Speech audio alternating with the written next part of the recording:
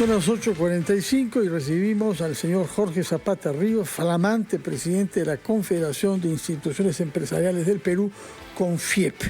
Lo conocemos desde hace larga data porque ha sido presidente de un sector económico, el de la construcción, que vivió antes que ningún otro sector el flagelo de la extorsión. Y lo que motivó es una reacción de unidad entre los empresarios y los trabajadores, que permitió mantener un diálogo durante 20 años y ninguna huelga durante ese lapso. Ahora, en su calidad de presidente de CONFIEP, ha inspirado un comunicado que se ha publicado ayer con motivo de la crisis de inseguridad y del auge de la delincuencia que nuestro país ha conocido y que se ha expresado de una manera particularmente traumática con el asesinato de un músico, es decir, un creador de vínculos sociales y de emociones positivas entre los peruanos. Señor Jorge Zapata Ríos, muy buenos días, bienvenido a RPP. Muy buenos días y muchas gracias, un gusto como siempre estar en este programa. Explíquenos por favor qué es lo que han querido transmitir ustedes al país con la publicación de este comunicado rápidamente después de los hechos cometidos en la madrugada del día domingo. En primer lugar, las condolencias. En segundo lugar, la preocupación por el creciente clima de inseguridad. En tercer lugar, y donde más énfasis ponemos, y no solo de ahora, sino de hace mucho tiempo, y si verán las entrevistas anteriores y las veces que hemos hablado de la necesidad de que se articule a través de las más altas instancias del Estado, es decir, a través de las cabezas de los poderes del Estado, una estrategia conjunta. Y hemos llamado a la presidenta que lidere la cruzada contra la inseguridad ciudadana y la violencia. Eso lo hemos venido haciendo hace tiempo y lo reiteramos y vamos a seguir reiterándolo porque creemos que este es un problema sistémico. Este es un problema estructural y no se va a resolver con medidas efectivistas, digamos, ¿no? Justo a eso iba, señor Zapata.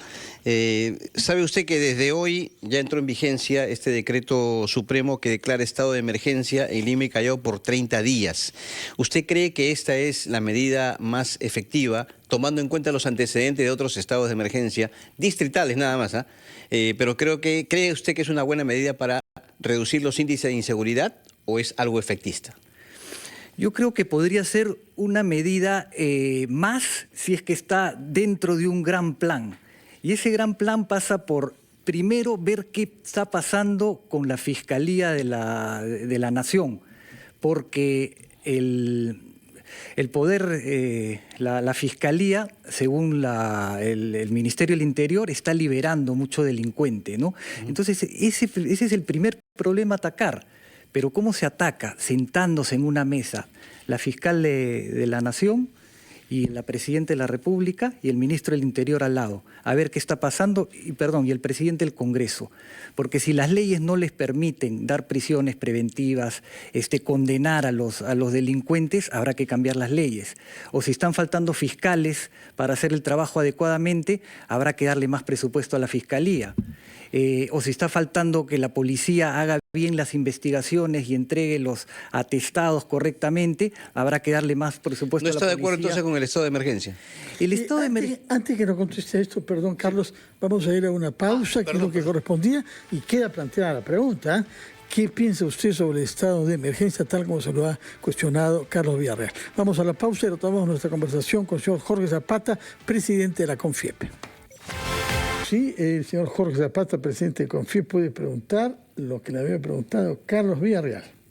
Sí, es que, en concreto, si usted estaba de acuerdo o no, o CONFIEP como CONFIEP, sobre los estados de emergencia.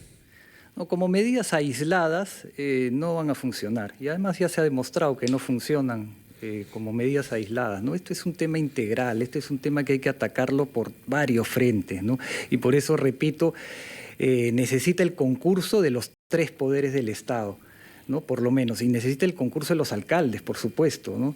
Esto tiene que ser una cruzada, y una cruzada tiene que ser liderada por la máxima autoridad del Estado, y eso lo hemos dicho desde el primer momento, ¿no? Este es el primer problema que percibe la ciudadanía, los pequeños empresarios, los bodegueros, que son extorsionados, que pierden miles de soles en estas extorsiones, no aguantan más, necesitan que alguien les dé un mensaje mensaje de tranquilidad, y ese mensaje tiene que venir de un Estado articulado, no de un Estado disgregado, y mucho menos de un Estado donde dos poderes se enfrentan. ¿Usted percibe que la presidenta ha mostrado ese liderazgo para la lucha contra la inseguridad? Porque mensajes ha dado muchos al respecto, pero ¿usted percibe ese liderazgo o no?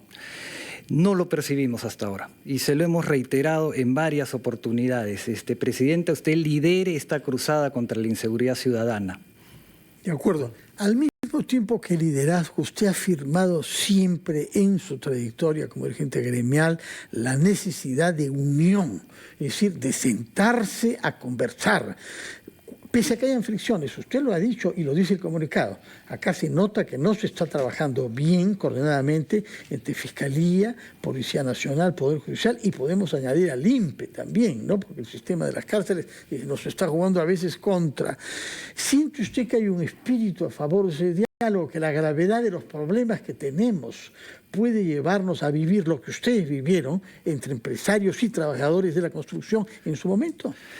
Lo que pasa, Fernando, es que no hay otra salida. O sea, el país lo venimos deteriorando hace 8 años, 9 años, venimos denigrando nuestras instituciones, venimos con un sistema político que cada vez funciona peor, vamos a una elección que probablemente tenga 50 candidatos y hemos destruido lo poco que habíamos construido y con gran esfuerzo los años anteriores.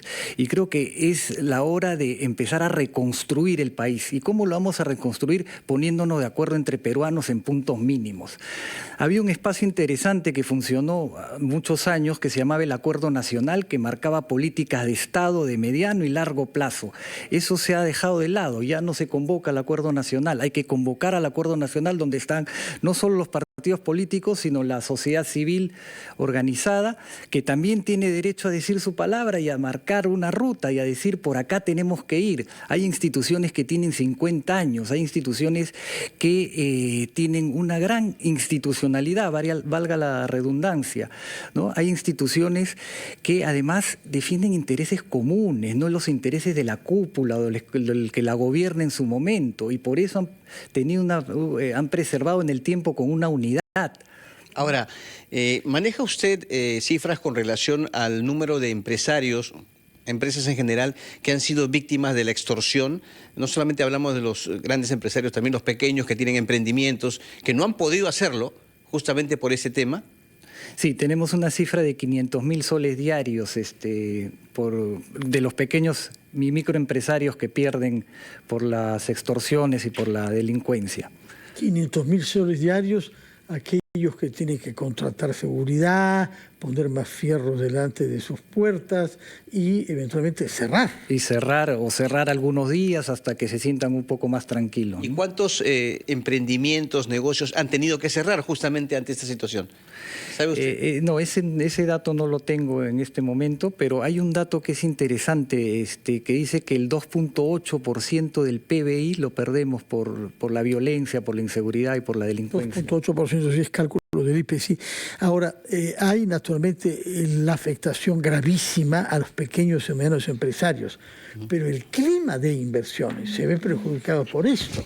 Estamos hablando de fondos internacionales que pueden ver que hay minería, que hay irrigación, que hay agricultura, etcétera, y que deciden no venir porque este es un país con unas cifras espeluznantes en materia de criminalidad. Pero por supuesto, y hoy día tenemos una más de las oportunidades que se presentan al país como para catapultarnos al desarrollo, ¿no? Hoy día estamos en la cuenca más importante del mundo en cuanto a comercio, en cuanto a PBI, que es la cuenca del Pacífico, ¿no? Tenemos una costa sumamente fértil que cuando se le pone agua crece de todo y da una agricultura de primer nivel, de nivel de exportación. Hemos multiplicado varias veces nuestras agroexportaciones construyendo 4 5 irrigaciones. Si construyéramos más irrigaciones, eso lo podemos multiplicar más veces. Hay que aprovechar el potencial que tiene el suelo peruano en minería, en productos mineros. Hay que hacerlo y rápidamente, antes de que esos productos queden obsoletos, ¿no? Pero hay que tener políticas de fomento y hay que tener políticas de estímulo y de destrave de todas esas inversiones, ¿no? Los proyectos mineros hoy día se tardan 15 años en obtener una licencia de operación desde el primer día que inician sus trámites, ¿no? Eso no puede ser.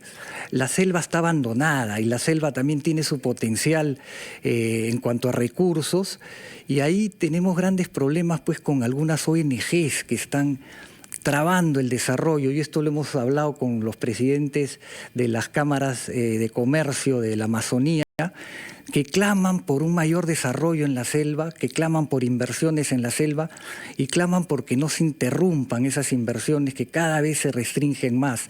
Así que tenemos una gran oportunidad, pero tenemos que empezar a cambiar las cosas.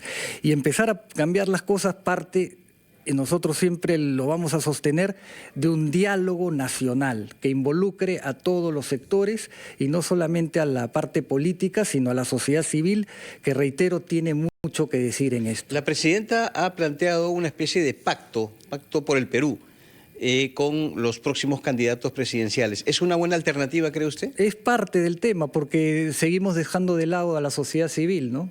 Si es con los candidatos solamente, estamos dejando de lado a la sociedad civil.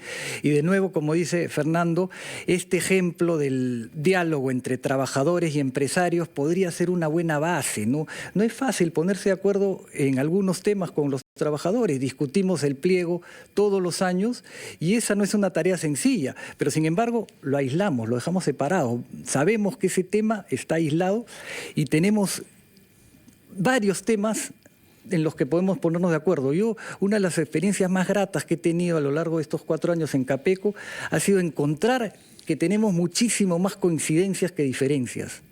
Se puede decir eso en general sobre los peruanos, tenemos muchas más diferencias, pero hay que aislar a los que trabajan contra la unión de los peruanos y lo hacen con armas de fuego, con amenazas y con extorsión. Señor Jorge Zapata, presidente de CONFIEP, muchas gracias por su presencia y retenemos sobre todo esta insistencia suya en el diálogo entre peruanos y en sentarse en una mesa las cabezas de las instituciones para definir políticas que incluyan, como ha dicho usted, a la sociedad civil. Muchísimas gracias y muy buenos días. Muchas gracias. Muchas gracias, muy amable. Jorge Zapata, presidente de la CONFIEP. Vamos